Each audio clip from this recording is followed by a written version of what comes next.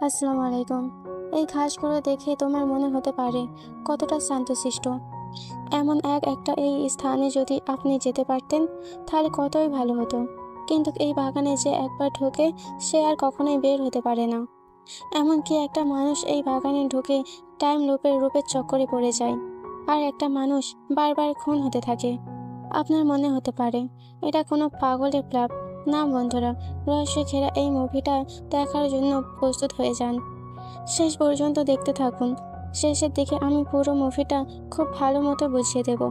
শুরুতে দুই ভাই বোনকে দেখানো হয় যারা সাইন্ট্রো প্রদেশে যাত্রা শুরু করেছিল।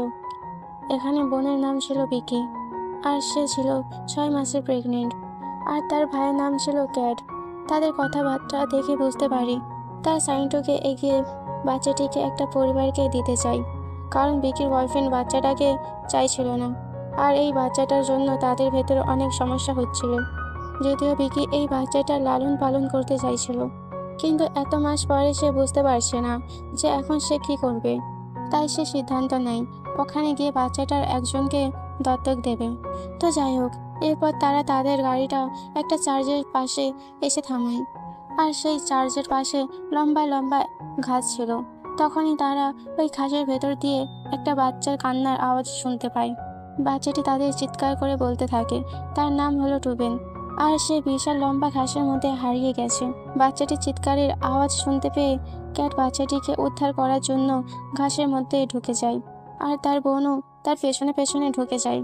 কিন্তু ততক্ষণের মধ্যেও তারাও বুঝতে পারে তারা দুই ভাই বোনও নিজেদের থেকে আলাদা হয়ে গেছে। আর সেই বাচ্চা ছেলেটি বারবার সাহায্যের জন্য চিৎকার করেছিল, কিন্তু অদ্ভুতভাবে সেই বাচ্চা ছেলেটির চিৎকার একবার এক দিক থেকে আসছিল। তারা বুঝতে পারছিল না যে বাচ্চাটা আসলে কোন দিকে আছে। এরপর তারা দুজন একে অপরের আওয়াজ শুনতে পেলেও কেউ কাউকে দেখতে পারছিল না। তাই তারা দুজনে সিদ্ধান্ত নেয় 1 2 3 বলে জাম ওপরে উঠবে আর দেখবে তারা কোথায় আছে। এরপর তারা প্রথমবার যখন লাফ দেয় তখন তারা একে অপরের খুব কাছাকাছি দেখতে পায়। এরপর দ্বিতীয়বার যখন লাফ দেয় তখন বিকির আশেপাশে কোথাও দেখতে পায় না।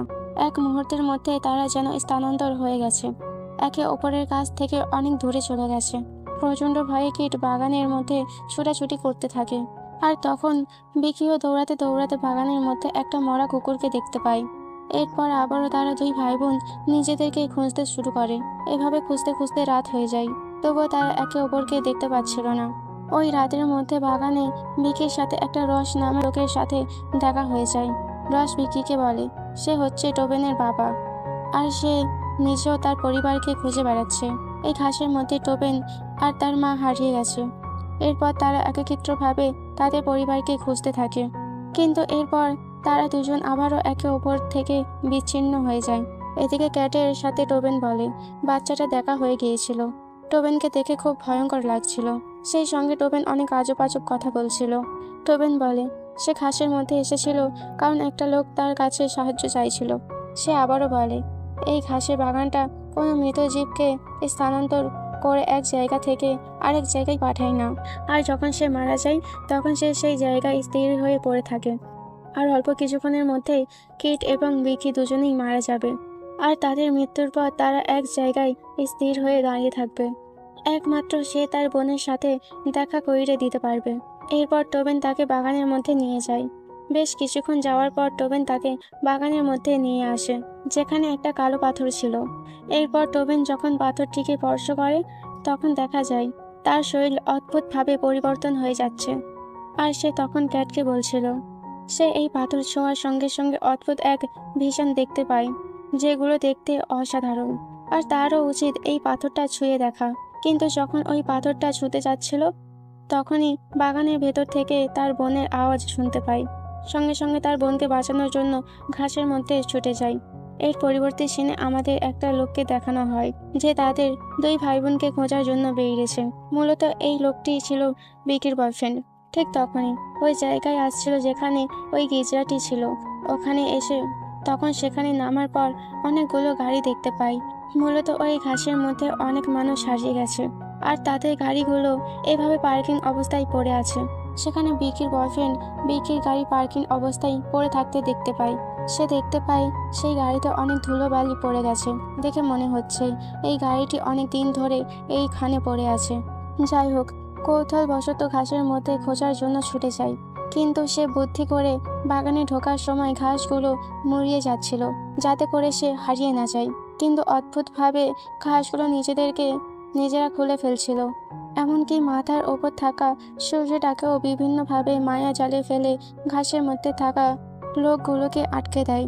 আর কিছুক্ষণের মধ্যে ভিকি বুঝতে পারে সেও এই বাগানের মধ্যে হারিয়ে গেছে। আর সেদিন রাতে ভিকির বয়ফ্রেন্ডের সাথে টোবেনের দেখা হয়। আর অদ্ভুতভাবে টোবেন ছেলেটির সাথে কথা বলতে শুরু করে। এখানে আরও অবাক করার বিষয় হলো, এই ছেলেটি ভিকির বয়ফ্রেন্ডকে আগে থেকেই চিনত।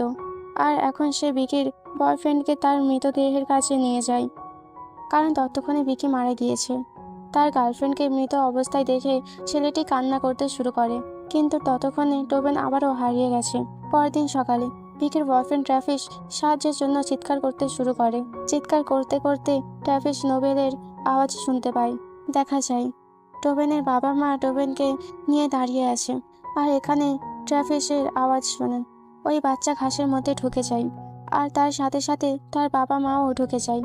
আর দেখা যায় তারা সবাই ওই ঘাসের মধ্যে আটকে যায়। আর প্রচণ্ড ভয়ে সাহায্যের জন্য টোবেন চিৎকার করতে শুরু করে। তখনই সেখানে অদ্ভুতভাবে ঘাসের বাইরে থাকা ভিকি এবং ক্যাট টোবেনের চিৎকার শুনতে পায়। আর টোবেনকে বাঁচানোর জন্য তারা ঠিক প্রথমবারের মতো আবার ঘাসের মধ্যে ঢুকে যায়। আমরা এখানে বুঝতে পারি এই ঘাসের বাগানটা শুধুমাত্র একটা গোলকধাঁধা নয়, এটা শুধুমাত্র একটা টাইম লুপের মতো বারবার ঘটে চলেছে। ক্যাটের বুকে টোবেনের চিৎকার শুনে ভেতরে আসছিল। টোবেনের আর তার পরিবার আসছিল ট্রাভিসের চিৎকার শুনে। আর ট্রাভিস এসেছিল ভিকিকে খুঁজতে। অর্থাৎ তারা একটা অসমাপ্ত সময়ের মধ্যে আটকে গেছে। আর এই বাগানে কে এসেছে সেটা বোঝার কোনো উপায় নেই। এত দূর অবধি বুঝতে যদি আপনাদের কোনো অসুবিধা হয়ে থাকে তাহলে কোনো সমস্যা নেই, আমি একেবারে শেষের দিকে সম্পূর্ণটা আলাদা করে বুঝিয়ে দেব। যাই হোক, ততক্ষণে ভিকি, ক্যাট, টোবেন এবং ট্রাভিস একে অপরের কথা শুনতে পারছিল। এখানে টোবেন চিৎকার করে বলছিল তার কুকুরটা এখানে মরে আছে। আর এটা শুনে ট্রাভিসের মনে পড়ে যায় এই লম্বা ঘাসগুলো মৃত জীবকে স্থানান্তর করে না।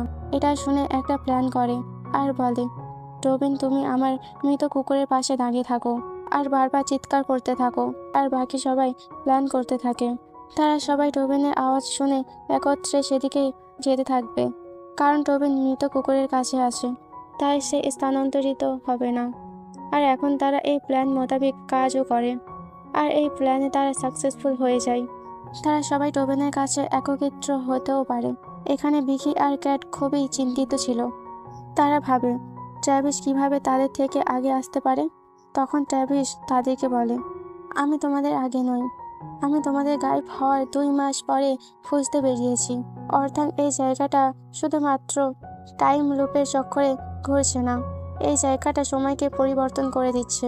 ট্রাভিস টোবেনকে তার ঘাড়ে বসে একটা বিল্ডিংয়ের দিকে যাত্রা শুরু করে, যাতে তারা সবাই একত্রে ওই ভয়ঙ্কর বাগান থেকে বেরিয়ে যেতে পারে। কিন্তু কিছু দূর যাওয়ার পরে ভিকির ফোনে একটা কল আসে। সে কলটা রিসিভ করলে ওপাশ থেকে একটা মেয়ে বলে ওঠে, ক্যাট যেন কখনই ট্রাভিসকে আঘাত না করে। যদি এমনটা করে তাহলে এই টাইম লুপ বারবার ঘুরতে থাকবে। অদ্ভুতভাবে এই মেয়েটির কণ্ঠ ছিল একদম ভিকির মতোই। যাই হোক, তারা সেই কলটিকে ইগনোর করে আবারও পথ চলতে শুরু করে। কিন্তু কিছু দূর যাওয়ার পর ভিকি অজ্ঞান হয়ে যায়। তখন সে স্বপ্নে দেখে তার পেটে থাকা বাচ্চাটাকে ঘাসগুলো বিভিন্ন ধরনের লুপে আটকে দিয়েছে। এমন সময় হঠাৎ করে টোবেনের বাবা রস চলে আসে, আর সে কোনোভাবেই হোক ভিকির জ্ঞান ফিরে আনে। তখন রস সবাইকে বলে এই ঘাসের বাগান থেকে বের হওয়ার রাস্তাটা সে চেনে। ট্রাভিস তাকে এটাও বলে যে আমরা একটা বিল্ডিংয়ের দিকে এগিয়ে যাচ্ছিলাম এই বাগান থেকে বের হওয়ার জন্য, কিন্তু অদ্ভুতভাবে তারা এখন সেই বিল্ডিংটা দেখতে পাচ্ছে না।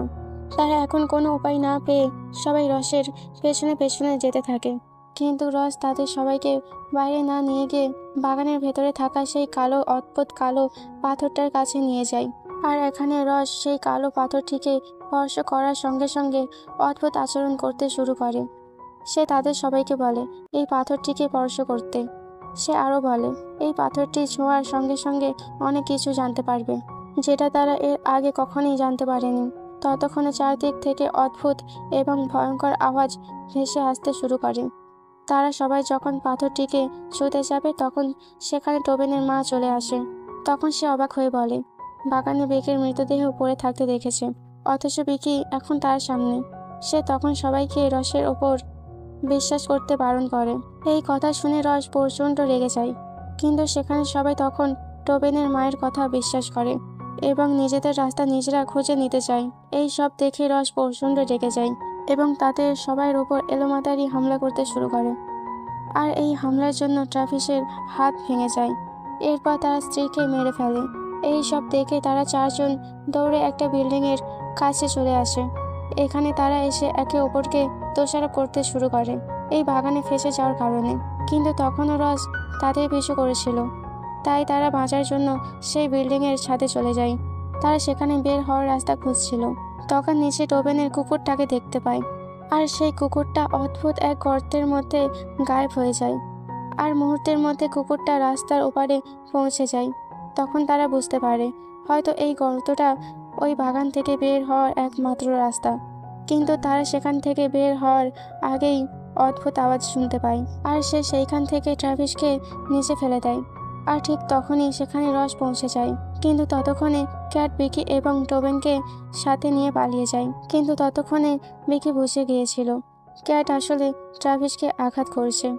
ক্যাট ট্রাভিসকে কখনো তার বোনের বয়ফ্রেন্ড হিসেবে পছন্দ করতো না। এর জন্য বিকি একা বাগান থেকে বের হওয়ার সিদ্ধান্ত নেয়। ওপর দিকে সেখান থেকে রস ক্যাটের ওপর হামলা করে দিয়েছে। আর সেই হামলার স্থানে আমরা ক্যাটের অনেকগুলো মৃতদেহ দেখতে পাই। অর্থাৎ এই টাইম লুপের কারণে এই জায়গাতে ক্যাটের বারবার মৃত্যু হয়েছে।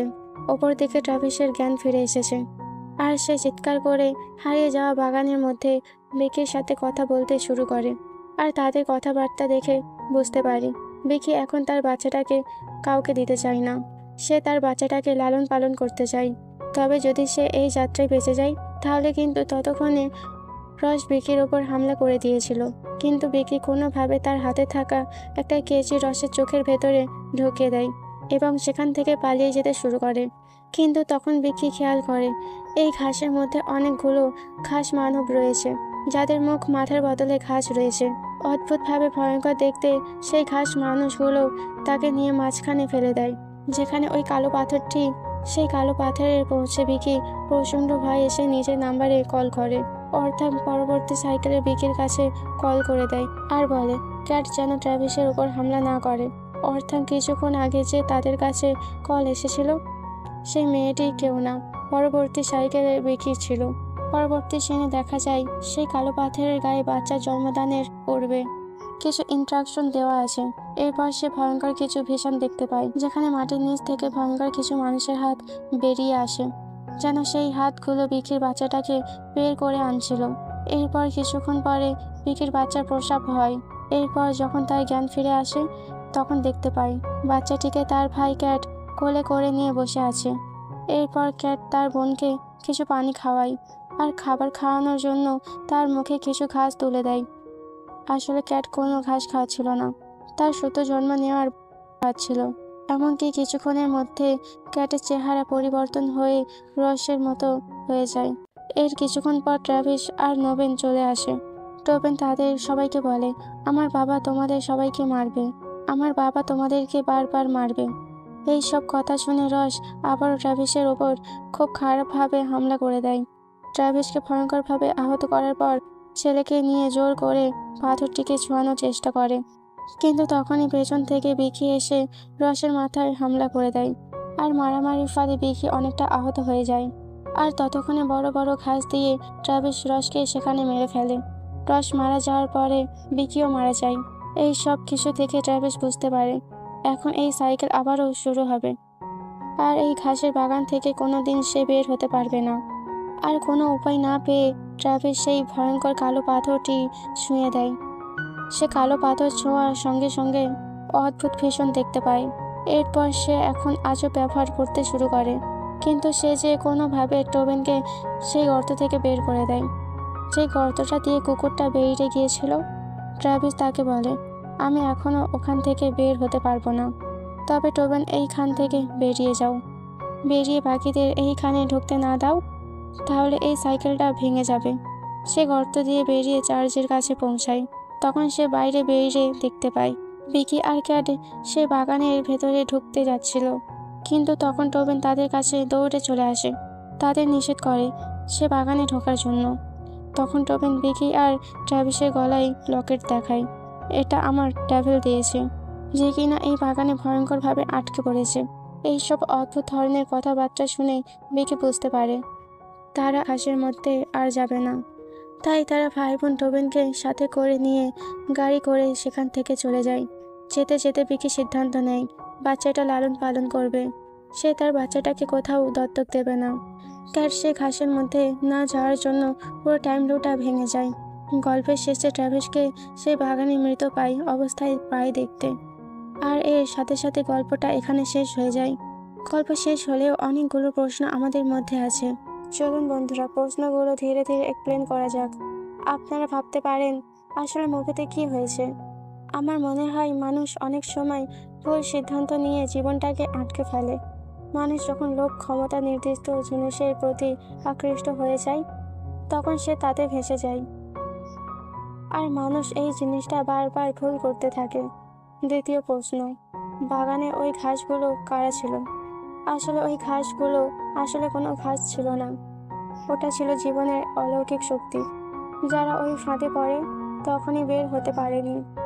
যে কারণে নবীনের বাবা যখন ওই পাথরটি ছোঁয়, সেও পুরো ঘাসের আকারে চলে যায়, আর মানুষগুলো ওখানে চিরজীবনের জন্য বন্দী হয়ে যায়। তৃতীয় প্রশ্ন, সামনে যে চার্চটা ছিল সেটা কি কোনোভাবে এই লুপের সাথে সমবেত? হ্যাঁ বন্ধুরা, মূলত এই চার্চের আসল উদ্দেশ্য ছিল মানুষদেরকে এখানে আটকানোর। একটা সময় এই চার্চটি বানানো হয়েছিল ওই পাথরটির পূজা করার জন্যে। মানে সেখানে একটি কাল্টক ছিল যারা বিশ্বাস করত পাথর মানুষকে শক্তি দেয়, কিন্তু এটা আসলে একটা ফাঁদ ছিল। আর চার্চ যেহেতু একটা পবিত্র জায়গা, তাই ওখানে মানুষ আটকে যেত। ট্র্যাভিস ওই ঘাস থেকে টোবেনকে বের করতে পারলেও সে নিজে কেন বের হলো না? আসলে ট্র্যাভিস নিজেকে আত্মত্যাগ করার জন্য ওই লোকটা থাকতে চেয়েছিল, এই জন্য সে প্রথম পাথরটি ছোঁয়।